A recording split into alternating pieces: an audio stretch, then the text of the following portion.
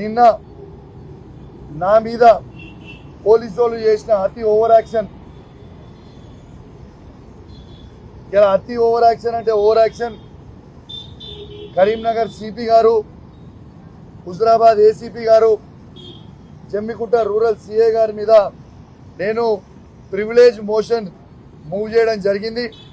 Speaker గారికి ఈ privilege motion ఇవ్వడం జరిగింది. చాలా పాజిటివ్గా స్పీకర్ గారు స్పందించిండ్రు, దాని మీద ఎండోర్స్ కూడా చేసిండ్రు. ఖచ్చితంగా దీన్ని వెంటనే ఫైల్ పుటప్ చేయండి, వారి మీద సీరియస్ యాక్షన్ ఉంటుంది అని స్పీకర్ గారు చాలా సానుకూలంగా స్పందించిందని చెప్పి కూడా ఈ సందర్భంగా తెలియజేస్తా ఉన్నాను. ఎటు పరిస్థితిలో ఈ ఆఫీసర్లని వదిలిపెట్టే ప్రసక్తే లేదు. న్యాయం జరిగే వరకు వదిలిపెట్టగాక పెట్టను. మీరేదో మీరు ఆఫీసరు, మేము ప్రజాప్రతినిధులము, మీరు ఎంప్లాయీస్, మేము ప్రజాప్రతినిధులము. అంటే మాకు ప్రజలు ఓటేస్తే మేము ఎన్నికైనాం. నేను ఎంత దారుణమైన పరిస్థితి అంటే చెప్పాలంటే చాలా బాధ అనిపిస్తూ ఉంది.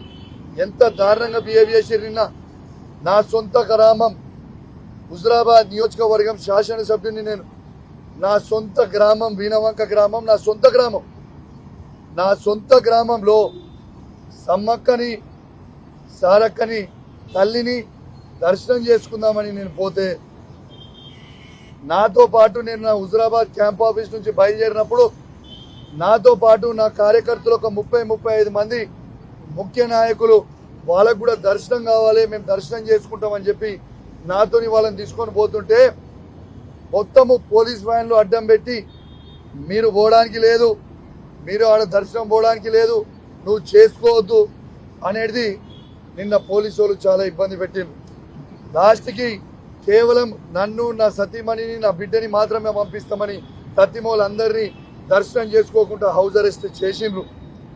ఇలా దర్శనం చేసుకోవడానికి నేను అడిగి పోయిన తర్వాత, ఆ గద్దెల దగ్గరికి పోయిన తర్వాత సారక్క వచ్చింది. ఇంకొక అర్ధ గంటలో అయితే సమ్మక్క కూడా వస్తుంది.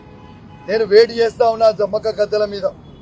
ఆ సమ్మక్క గద్దె మీద నేను వేడి చేస్తా ఉంటే, నేను నా సతీమణి నా బిడ్డ వేడి చేస్తా ఉంటే పోలీసు వాళ్ళు సిపి గారి డైరెక్షన్స్ మేరకు ఏసీపీ గారు, సిఐ గారు, అతను పోలీస్ ఆఫీసర్లు అందరూ అతి ఓవర్ యాక్షన్ చేసి దేవుని గద్దె మీద నిలుచున్న నన్ను, నా బిడ్డని, నా భార్యని గొర గుంజుకోపోయిను. ఇది కరెక్టేనా అని నేను అడుగుతా ఉన్నాను. ప్రజల్లారా ఒక్కసారి ఆలోచన చేయండి. సారక్క సమ్మక్క జాతర అంటేనే ఒక తల్లి బిడ్డల జాతర. అట్లాంటి తల్లి బిడ్డల జాతరలో మేము పోయినప్పుడు ఒక తల్లిని గొర పోలీసు వాళ్ళు గుంజుకపోతుంటే ఒక బిడ్డ ఏడుస్తా ఉన్నది. ఇది న్యాయమేనా అని నేను అడుగుతా ఉన్నాను. ఇది న్యాయమా అని నేను అడుగుతా ఉన్నాను. నేను బాధ్యత కలిగ శాసనసభ్యుని ఆ నియోజకవర్గంలో దళిత మహిళ అయిన సర్పంచ్ అక్కడ ఇంత అహంకారం కొని ఒక ప్రైవేటు వ్యక్తికి, ఇలా ముఖ్యమంత్రి రేవంత్ రెడ్డి గారి ఇన్స్ట్రక్షన్స్ మేరకు ఒక ప్రైవేటు వ్యక్తికి గన్మెన్ లెక్క, వార్డు మెంబర్ కూడా గెలవని వ్యక్తికి గన్మెన్ లాగా సిపి గారు నిలవడం ఒక సిగ్గు చేటు అని చెప్పక తప్పదని చెప్పి సందర్భంగా తెలియజేస్తా ఉన్నాను. నా రక్తం మరుగుతుందో. ఎందుకు అంటే ఇలా పోలీస్ ఆఫీసర్లకి ఆ డ్రెస్ ఒక ఐపీఎస్ ఆఫీసర్, తతిమా ఆఫీసర్లు అందరూ కూడా ఏసీపీ కావచ్చు, సిఐ కావచ్చు, ఎస్ఐ కావచ్చు, ఇలా చదువుకున్న వ్యక్తులు మీ గౌరవానికి భంగం కల్పిస్తూ ఉన్నారు.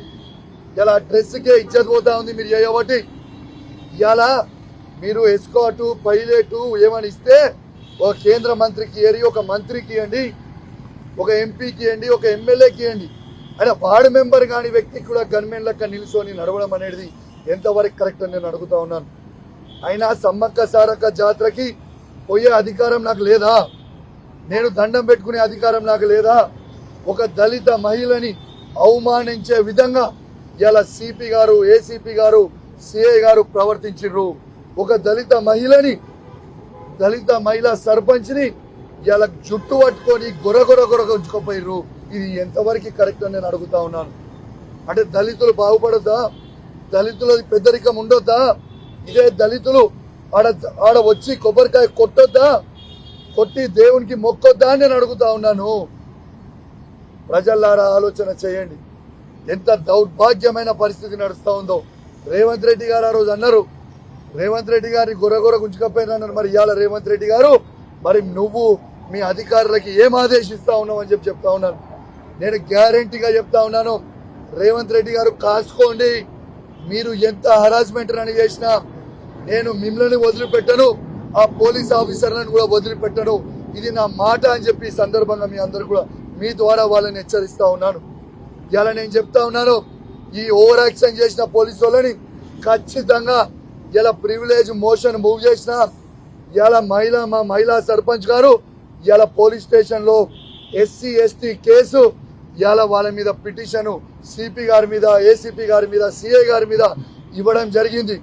ఎంత దారుణం అంటే ఇలా మా సర్పంచ్ గారు కూడా ఆడ పిటిషన్ ఇవ్వనికపోతే రిసీవ్డ్ కాపీ ఇస్తలేరు. రిసీవ్డ్ కాపీ ఇదా మీ పరిస్థితి అని నేను అడుగుతా ఉన్నాను.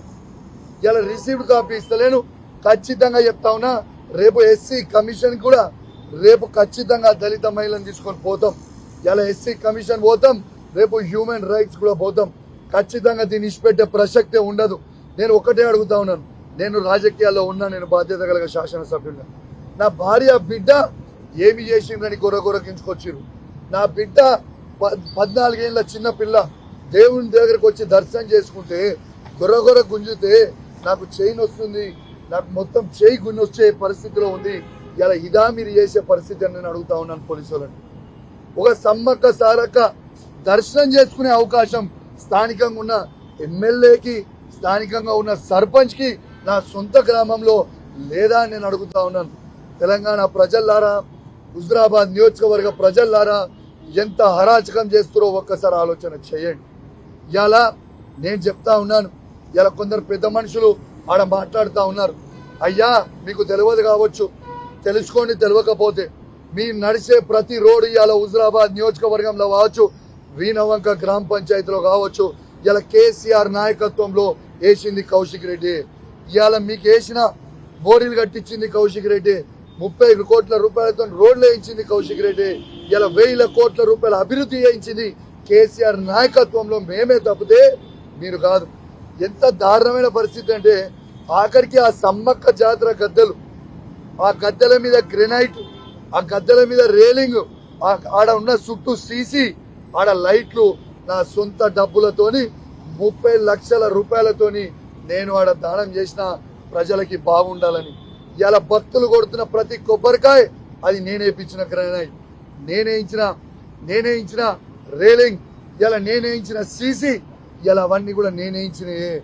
అట్లాంటిది ఇలా సమ్మక్క సారక్క ఇలా మీకు ఆశీర్వదిస్తుందా రేవంత్ రెడ్డి గారు? మీరు ఈ పరిస్థితి చేస్తే ఏమనుకుంటున్నారు మీరు? కానీ మీరు ఎన్ని చేసినా, ఎన్ని ఇబ్బందులు పెట్టినా, మీరు ప్రజలకు ఇచ్చిన 6 గ్యారెంటీల మీద ప్రశ్నిస్తూనే ఉంటాం, నిన్ను నిలదీస్తూనే ఉంటాం. బిడ్డ నిన్ను అసలే ఇచ్చిపెట్టాం, నువ్వు రాసి పెట్టుకో.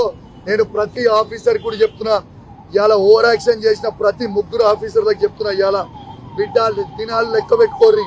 ఈ రోజు నుంచి కరెక్ట్ గా 3 ఏళ్లలో మా గవర్నమెంట్ వస్తుంది.